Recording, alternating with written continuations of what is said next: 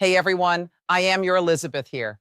Hope you're having a great day today and without wasting any time. Take a look at this. So let's take a look now at Capitol Hill, where the government has shut down for the first time in nearly 7 years. At midnight, the government ran out of money. Both sides are blaming the other, while millions of federal workers brace for what is a very uncertain future. What was the final chance to keep the government open failed tonight in the Senate. Majority Leader Thune and Minority Leader Schumer had this to say. Well, I know why we're doing this, Mr. President. The Democrats' far left base said jump. And Democrat leaders said how high. But the far left's determination to oppose anything President Trump has ever said or done is not a good reason for subjecting the American people to the pain of a government shutdown. It's natural that people understand that Donald Trump and the Republicans want to shut down and Democrats do not. We need to deal with this health care crisis now, not later. But the Republican bill fails to do that. I urge my Republican colleagues instead to join with us, work in good faith to keep the government open, keep costs down. So here's the scoop. A federal judge just pulled a rabbit out of a hat that nobody expected. Seriously, nobody saw this coming. We're talking about sensitive civil court files that usually stay under wraps, suddenly being laid bare. And guess who's at the center of it? That's right, Trump. But this isn't just any ordinary move. The judge made it clear that the public has a right to know what's been hidden in those documents. Once that order was given and those seals were broken, it sent Congress into a frenzy. Lawmakers from both parties were reportedly saying that if what's in those files checks out, then Trump seriously needs to be arrested, like handcuffs and all. Now, before you start thinking this is just more political drama, let me tell you why this is a big deal. The timing couldn't be more intense. We're just a few months away from the midterms in the year 2026. The House is up for grabs, and the Democrats are coming out swinging with big promises. They're saying that if they win back control and regain that subpoena power, they'll dig into every document and witness. They want everything that's been hidden to come to light. Congressman Jamie Raskin, that character, is out there basically taunting the system. He mentioned that if they had that subpoena power right now, this information would have already been forced into the light. It wouldn't even be a wait, or at least that's how he sees it. So let's break down what's happening here. We're gearing up for what looks like an intense ride, especially with a Democratic House in 2026 promising investigations full throttle, like no breaks at all. It's hard to wrap my head around the fact that we're talking about a sitting president in his second term, and now his own government is hinting at arresting him. And this isn't just chatter from random folks. It's members of Congress saying it out loud. Now, here's the kicker. The judge just ruled that Trump can't keep those sealed files under wraps anymore. They're coming out, and when they do, it'll be like flipping the lights on in a dark room. Everyone will get a look at what's been going on behind the scenes, the documents, the emails, everything. And as if that's not wild enough. You know, there are different ways that people are disqualified for running for president. There's 75 million people, Americans, who can't run because of age restrictions. You've got to be 35 years old, okay? There are 25 million people who can't run because they're American citizens, but they were born abroad. These are kind of morally arbitrary distinctions, but they keep at least 100 million people from being eligible for president in this election. Donald Trump is in a class of maybe a dozen people who essentially have disqualified themselves under Section 3 of the 14th Amendment because they engaged in insurrection or rebellion against the democracy. So I would say that this is a pro-democratic provision that fortifies and strengthens democracy. Donald Trump is in a class of maybe a dozen people who essentially have disqualified themselves under Section 3 of the 14th Amendment because they engaged in insurrection or rebellion against the democracy. So I would say that this is a pro-democratic provision that fortifies and strengthens democracy.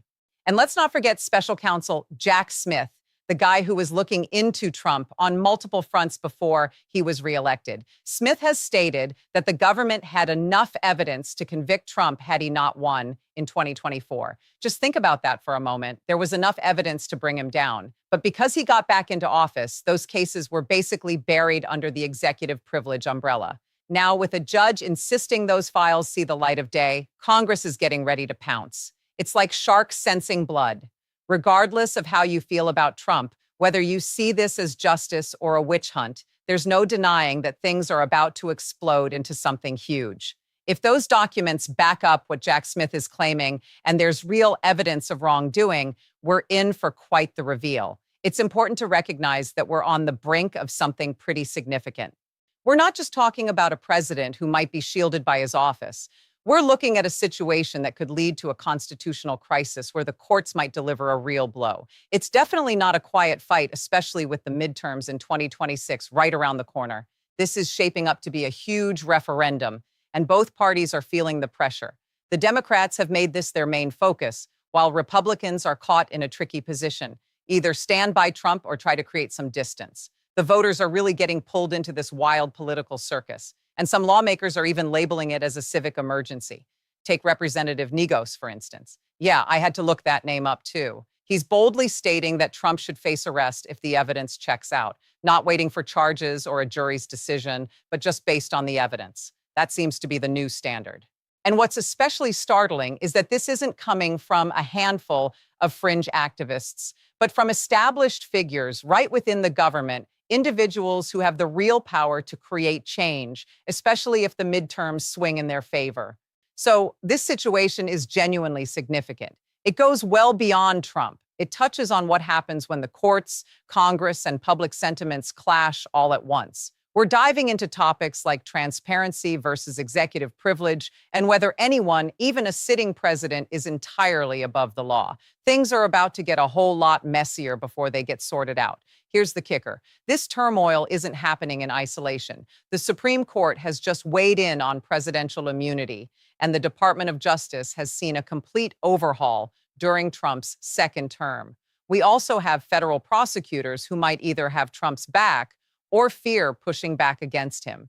Now, you throw a judge into this mix who has just shaken things up. The traditional order we've relied on is being seriously tested right now, and it's up in the air. What will happen when these documents finally come out? Will they be censored beyond utility? Will they actually reveal any shocking evidence? Or will people just shrug it off once they're public? That's the mystery we're about to unravel. And honestly, I don't think anyone is fully braced for what's ahead. So let's take a moment to really break down what's unfolding, because it's clear that this situation is significant and calls for serious attention. It's honestly hard to believe just how many scandals involving Trump have filled the headlines over the past 8 years. We've seen it all: Russia, impeachments, the events of January 6th, classified documents, hush money. After a while, it all starts to blend together. But this situation, it's got a different vibe. The big deal here is the judge's decision to unseal those files. That's not something that just happens, especially not in a case involving a sitting president. The system isn't built for courts to casually air out sealed documents. There are protocols in place, and things like executive privilege typically keep this information locked up tight. So when a judge says, nope, the public has to see this, you can bet something significant is brewing beneath the surface. Now, what's interesting is the kind of files we're talking about. The judge's order hints at releasing a trail of paperwork and communications tied to Trump's case. We're looking at emails, memos, text messages, and possibly even recordings of conversations, the stuff that usually doesn't see the light of day because it's either too sensitive or too explosive, or maybe both. According to reports I'm piecing together, these documents are linked to investigations led by Jack Smith. You might remember that he was digging into Trump's handling of classified documents and those efforts to overturn the 2020 election. He was building cases that seemed pretty solid, but then Trump took the presidency again in 2024. And you know how the Department of Justice rolls with their policy: no indicting a sitting president. So those cases got put on ice. They didn't vanish or get thrown out. They just stopped. But the evidence, that evidence is still around, lurking in filing cabinets and hard drives. Now, with a judge insisting that this evidence should come out, not in a trial or a hearing, just plain out for everyone to see, it's a wild situation for Trump to be in. He gets reelected thinking he's untouchable, enjoying his executive privilege and having a cozy relationship with the DOJ, plus with Republicans holding enough power in Congress to stall most investigations. He probably thought he was in the clear. Then bam, a judge steps in and says, all that stuff we were investigating, it's time to make it public. This is where Congress enters the spotlight. Once those documents get released, they can be used by lawmakers, and Democrats have made it pretty clear that if they take the House in 2026, they're going to kick off investigations right away. Jamie Raskin has already stated as much. It's quite the situation we've got here. There are calls from both sides wanting subpoena power to pull witnesses in front of committees, and they're itching for televised hearings that would make the January 6th committee seem like just a practice run. And believe it or not, it's not just the Democratic side feeling this way. There are Republicans sweating it out, too. If those documents turn out to be as damaging as some think, possibly showing clear evidence of criminal behavior, Republican lawmakers are in a tight spot. They have to decide, stick by Trump no matter what, or try to shield their own careers by distancing themselves from the president. It's a tricky dance because Trump's base is fiercely loyal. If they turn against him, they risk triggering primary challenges from MAGA-friendly candidates. On the flip side, if they stay loyal and the evidence is ugly, they might find themselves losing votes in the general election to a Democrat. It's quite the conundrum, with calculations flying around on both sides. The Democrats are banking on these documents being their golden ticket to reclaiming the House. Meanwhile, Republicans are hoping that the documents won't be as bad as feared or that the public just won't care. Honestly, that second hope isn't too far-fetched, considering Trump has weaved through so many scandals that his supporters seem nearly scandal-proof. There's a solid chance that no amount of evidence would shake their faith. You could show them a video of Trump doing something illegal, and they'd likely dismiss it as being taken out of context or spin it as another establishment attack. But here's where it gets interesting. This isn't just about swaying Trump's base. It's about reaching the swing voters, the independents, the folks who might have voted for Trump before, but aren't all that sold on him now. Those are the voters these documents could actually influence. In what's shaping up to be a close race for the 2026 midterms, even a slight shift in public perception could flip the House. Let's take a moment to talk about Jack Smith because his role in all this is quite intriguing. He was brought in as special counsel to investigate Trump. And by all accounts, he went above and beyond, like really thorough. He dug deep, bringing in witnesses and gathering documents to build cases that legal experts say are strong enough for a conviction. But then, of course, Trump won. The special counsel serves at the pleasure of whomever appoints them. And that's where things stand. So, you know how the investigations by special counsel Smith were abruptly shut down? It wasn't because the evidence was thin or the case was weak. It was simply because the guy he was looking into ended up being the boss of his boss. According to reports, Smith claimed the government had enough evidence to convict Trump.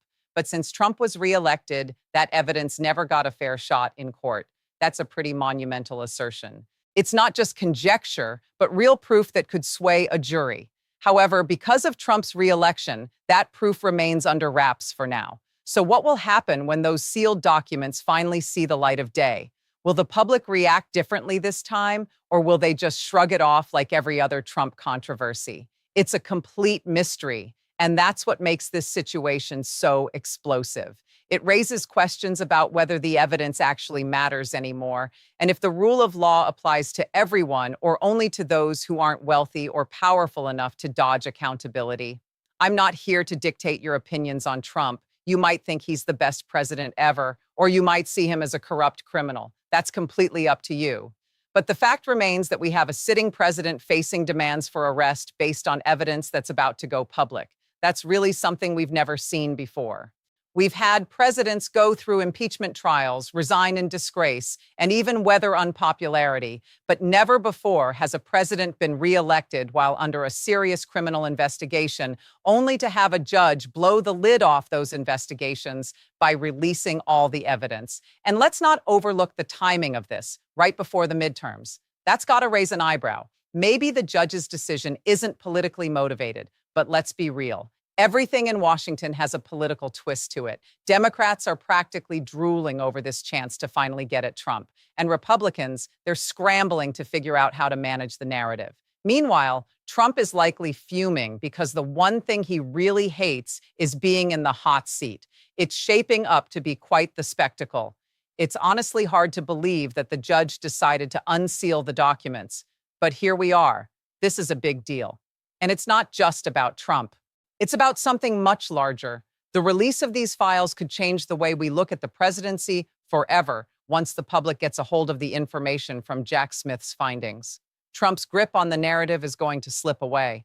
Now, let's talk about the potential legal precedent behind this. If a judge can go ahead and order the release of sealed documents in a case involving a sitting president, then what's stopping other judges from doing the same in the future? This isn't just about Trump. It opens the door for every single president, regardless of which party they belong to potentially face the same scrutiny. Maybe it's a good thing. Perhaps presidents should be held accountable and subjected to a level of transparency that we often wish they were. After all, shouldn't the public be privy to what's happening behind closed doors? But, and this is a big but, it also launches us into a tricky situation. If the floodgates are opened for Trump, they can be opened for any president, Democrat, or Republican. Every administration has its secrets, things that might not look great if dragged out into the open. That's just how governing works. So if a judge can compel the outing of those secrets, how can any president carry out their duties effectively? That's a genuine concern we need to talk about moving forward. Let's break this down because there's so much noise around this situation, and it's crucial to understand what's really going on and why it matters. First, the judge's choice to unseal these files is huge, like seriously significant. Sealed documents stay sealed for a reason. They protect sensitive information, ongoing investigations, and people's privacy. For a judge to decide that the public deserves to see this stuff is remarkable. It signals that the judge sees a greater need for transparency that overrules the reasons for keeping the files under wraps in the first place. This implies that the information in those documents must be something of importance because judges don't make these kinds of decisions lightly. They carefully consider the implications. So if this judge has looked at everything involved and still opted to unseal the documents, it strongly suggests that what's inside is noteworthy. Of course, there's also a chance that the judge is making a political statement, but that's a conversation for another time. You know, judges are just people too, and they come with their own beliefs and biases. In a case as high profile as this, especially one involving such a controversial president, it's tough to keep legal reasoning separate from the political implications. On top of that, Congress is gearing up to use the information we're seeing now as serious ammo. The Democrats have made it very clear. If they take the House in 2026, Trump is at the top of their investigation list. They're eyeing subpoena power, eager for hearings, and it seems they want to scrutinize every detail of Trump's administration. Jamie Raskin is particularly vocal about it, practically pledging that a Democratic majority means relentless investigations of everything from documents to witnesses to any potential crimes. These newly unsealed files are going to be ground zero for their efforts.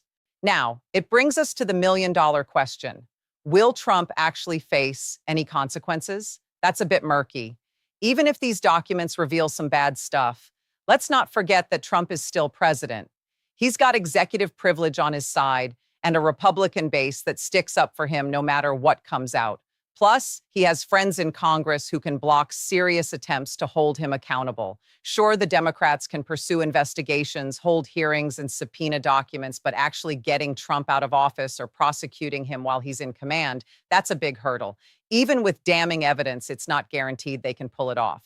But here's where things get interesting. They can certainly make his life super complicated. They can hound his administration with endless hearings, bring any wrongdoing into the public spotlight, hurt his reputation, and damage his legacy. Plus, they might be laying the groundwork for action down the line. Keep in mind, Trump's second term wraps up in January 2029. Once he's no longer the president, that Department of Justice policy about not indicting sitting presidents, that won't hold anymore. So maybe their play isn't about snagging Trump now, but about preparing a strong case for later, collecting evidence, and ensuring that when he no longer enjoys presidential protection, the prosecutors are ready to roll. And all of this is unfolding as we head into the 2026 midterms. This whole situation is really heating up. And it's not just about Trump, it's about who gets to steer Congress for the next 2 years. Democrats believe that these newly revealed documents will really get their supporters fired up and convince swing voters that Trump is too corrupt to trust. They hope that when people see the evidence, they'll say enough is enough and start pushing for some accountability. On the flip side, Republicans are counting on the idea that voters will brush it off. They think Trump's loyal base won't budge and that independents are too worn out by all the scandals to care about these documents. It's like they believe people will just ignore it as they have with everything else. Honestly, both sides might have a point. The country is so divided right now, and it's entirely possible that these documents won't change a thing. Trump supporters can just dismiss them as fake or biased, claiming it's all part of a witch hunt, while critics will use them as evidence to support their views, leading everyone to dig deeper into their beliefs. But here's an interesting twist. There's a segment of voters in the middle who could swing either way. If the documents are serious enough to show Trump in a light even his supporters can't defend, then those crucial middle voters might lean toward the Democrats. And in a tight election, that could make all the difference. Now, let's consider what's coming next. The unsealing of these documents is just the starting point. Once they're out there and people can read them, that's when the real drama begins. I can already picture Democrats holding press conferences, waving around the most damaging bits and insisting on action. At the same time, Republicans will try to hold their own press conferences, looking to provide context or downplay what's been revealed. Cable news will be all over it, analyzing every single line, every email, every piece of evidence. And then there's Trump. You can bet he will push back in the only way he knows how, by attacking. He'll call it a witch hunt, claim the judge is biased, and say the documents are either taken out of context or downright fabricated. It'll turn into another us versus them narrative because that's how he operates. And truthfully, it works for him. It keeps his supporters motivated and shifts the focus away from the real issues at hand. A lot of folks are really missing the bigger picture here. It's not just about Trump. It's really about accountability on a larger scale. If someone sitting in the Oval Office can dodge prosecution just because they won an election, what does that mean for our entire system? When there's evidence of wrongdoing, but nothing can be done because of a person's power, that definitely raises some eyebrows.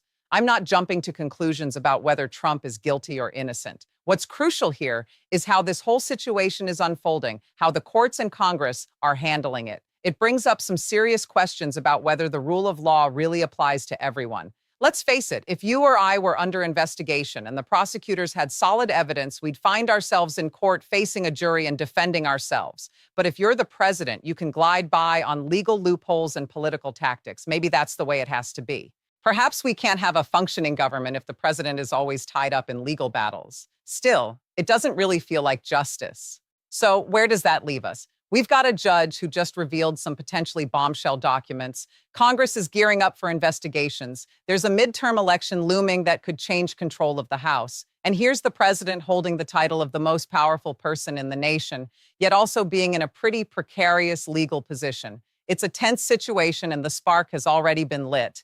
Now, let me make a prediction. These documents are going to come out and they'll be all over the headlines for at least a week or two. The Democrats will probably use them to go after Trump and the Republicans in the midterms, while the Republicans will try to brush them off and move on. Ultimately, it will all come down to whether voters care enough to let this influence their decisions. Because at the end of the day, it's all about votes, power, and control. That's the game. And Trump knows how to play it better than nearly anyone. But here's the twist. This time could be different. A judge has just pushed the issue. Congress is ready to act, and that evidence is about to be out in the open, whether Trump likes it or not. The real kicker, the question that no one's really asking yet, is what happens if these documents don't live up to the buzz? What if they're mainly redacted? You know, it's a real possibility that the big revelation everyone is waiting for might end up being nothing more than a little squirt gun. If that's the case, Trump will definitely jump on that opportunity, claiming he was right all along. His supporters will be right there with him, believing it completely. So get ready, because the next few months are bound to be incredibly chaotic. We're on the brink of discovering if evidence can make a difference, if accountability is a real thing, and if the American people can still be surprised by what their leaders pull. This is shaping up to be the defining showdown for the next chapter in American politics.